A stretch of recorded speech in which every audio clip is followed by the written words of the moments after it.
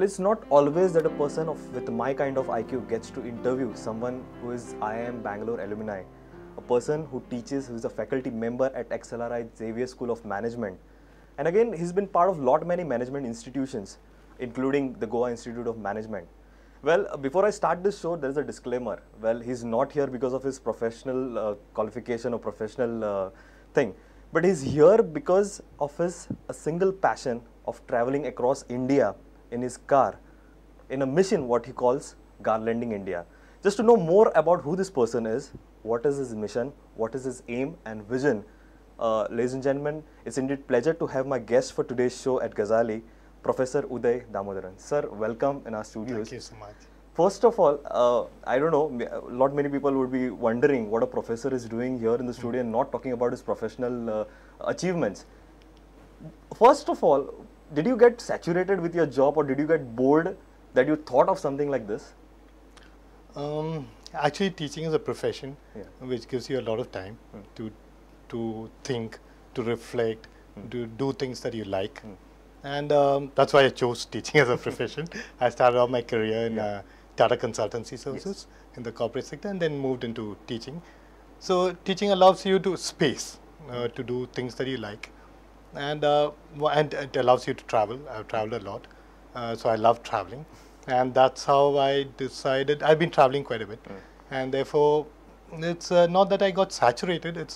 It complements teaching. Just to start this interview on a lighter note, that's the reason I stressed it. But definitely, you've been into this profession. It's a class thing. You've been traveled a lot, many places. One of your students told me that you've always, went from place to place in terms of choosing a career or maybe even taking a job. Now, was this a conscious decision that you wanted to travel and see places, one, or was it that because of better prospects, as everybody says? What was the reason behind?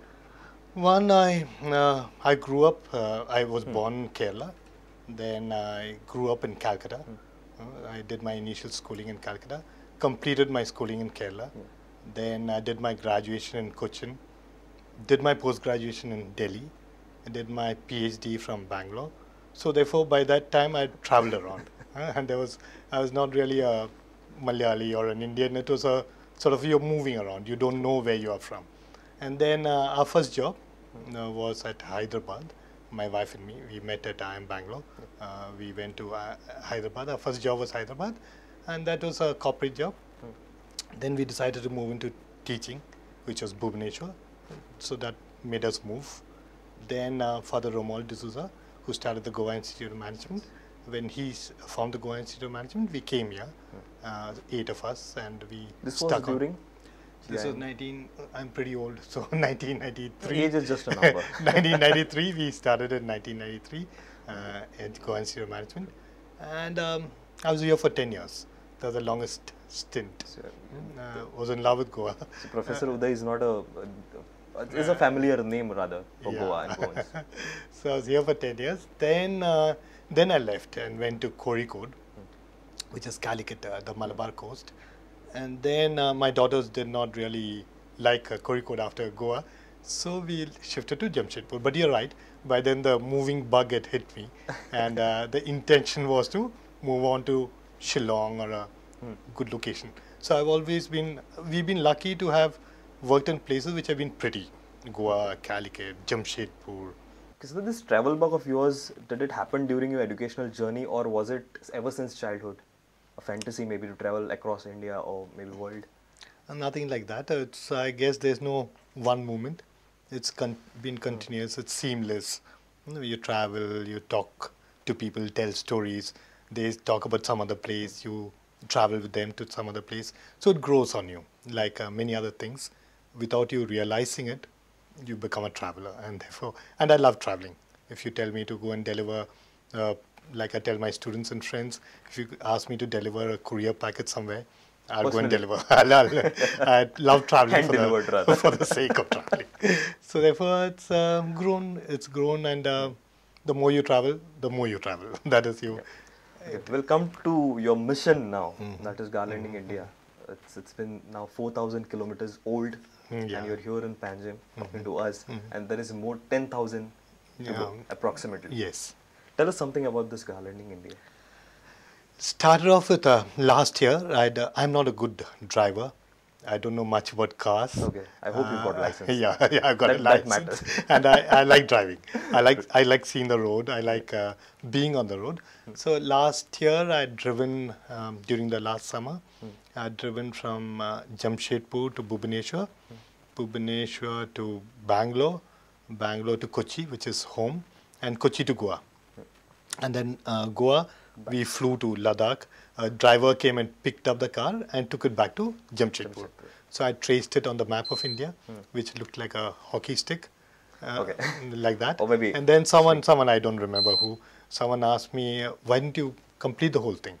Why didn't you encircle India? And then I said, maybe next year I'll do the whole thing. I'll take off from work 2 or 3 months and drive around the country. That's how it started off with the idea of driving, driving and sort of drawing it as an outline of India. Then there's a NGO. Keep going to the mountains, to Ladakh, Leh, Arunachal Pradesh. I love the mountains. There's an NGO which works in Leh, Ladakh called Pragya, started by 2 friends 20 years back. They were also graduates of XLRI. So I've been raising funds for them when the Uttarakhand disaster happened, when the Leh mudslide happened. So then I wrote to them saying that, look, I'm planning this drive, like you guys did many years back. And I said, maybe I'll use it to raise funds for Pragya.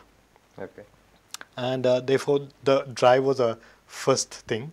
Then the connect to an NGO came. And then I wondered, why not include other NGOs? And the original idea was that, around the country, covering various causes. So therefore, the original idea I had in mind was to dedicate each segment to an NGO. Say that Jamshedpur to Chennai for one NGO, Chennai to Kanyakumari, another NGO. But that became complicated in design. So therefore, then I decided that I'll just drive around the country, select a few NGOs, and then use the drive to raise funds for these NGOs. So the idea was hazy. I didn't know how I would raise funds. Then the thought struck of creating a website and asking people to go to the website and donate through that That's interface. garlandingindia.in. Yeah, garlanding, www.garlandingindia.in. And then I had to give a name to this event. So I told a friend that I'll call it Miles for Smiles, driving miles for smiles, and Smiles for miles, leave smiles for miles. He heard me out and said, but it sounds more like a frequent flyer program. And so therefore I decided, so I thought about it and then wondered what to call it. And then because it looked as if you were putting a garland across India, I decided to call it Garlanding India. That sort of the response was positive and the name stuck on. And therefore it's called Garlanding India, and we got the website. That's how I conceptualized it, that people would go to the website and donate. But then I hadn't thought of how would I get people to the website. How do you get because people? it's a difficult task Yeah, to promote a website exactly, and make people donate. Actually. Exactly. So then someone asked me, do you have a Facebook page? And this was just a few weeks back. So I decided that I'll start a Facebook page. The Facebook page took off. It had a number of likes in the beginning. So it's got a reach of about 2 lakhs now. It's got about 5,000 odd fans. So therefore it's growing yesterday about 300 new fans got added on. So therefore the idea is that you got a pool of people who are basically, I guess, looking at the drive. When I put up photographs, immediately the likes go up, which means that they are interested in the drive. But I'll also remind them. Many people like me are here sitting, interviewing. And there is you who actually go do a road trip, and obviously there is a cause involved. So I think it's quite exciting. Yeah, so the drive hooks people on, photographs hook people on. So I got this bunch of guys, I don't know who are on the Facebook page. So once in a while, I remind them that, hey, go to the website and donate. And it's a website which is pretty seamless. You click on donate. I've got 22 NGOs. So 22 NGOs names come. You select one of them. You say whether you want to give 200 or 500 or whatever. And the money through the payment gateway, it goes to the NGO. So that's the idea. So I don't know whether I'll be successful because getting people to... people Quite might have the hopeful. intention, but they might not really act. Yeah. Because lethargy, you forget to donate, True. you want to, you postpone it. It's a little cumbersome. You have to go there, link it to your account or whatever. But then donations have been coming in. Okay. I think, I don't know, I think we must have Okay, apart from online donation, that is, you create a buzz and then online donations happen through your website, is there any other way that you are raising funds? This is the only way, During but my first donation came from my dealer, Renault dealer in Jamshedpur. So he wanted to give a check. He said, I don't want to give to one NGO, but I'll give one lump sum and you distribute it to the NGOs. Okay. But then we had, he gave a check, so I hadn't thought of that, for example. So therefore, It came as a yeah, surprise. so it came as a surprise. So what we are doing now is collecting through checks also, and the Pragya, my nodal NGO, then distributes it equally to all the NGOs. Okay. So therefore, it's basically this. But no, and then I intend keeping this website live for 6 months, so that people can keep donating even after the drive. Whether I complete the drive or not, people can keep donating it. Okay. There's one more thing. There's a lot of homework. What happens? You said, you know, there was a team behind, you know, identifying places where you will stay and stuff like that. Who are these team members, and how did you, you know, actually went down on the ground and on the papers, and this is where I have to stop. This is my travel journey. This is, and, you know, sticking to that schedule, because I was checking the website page and it says that you are right on schedule till now.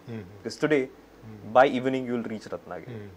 So how does this thing happen? You know, how did the homework behind this trip? Actually, I really started working on it sometime in November. To my students, I wrote to my students saying that, look, I'm planning this. Any guys interested in volunteering to help? So there was a bunch of about 10, 14 of them who said they would volunteer to help. We had a, they were the, I might have dropped the idea, but for the fact that they were super excited. They got very excited about the idea. Then they identified, there was one group which was identifying NGOs, another which was looking at the route, another which was supposed to look at the website, etc. They identified the NGOs. They helped me in the initial planning, but then they had their own coursework, exams, their placement, so they dropped out. So then it was me alone. And then I had my teaching to do, I had my other institute to work to do. So the real work started only around March first week.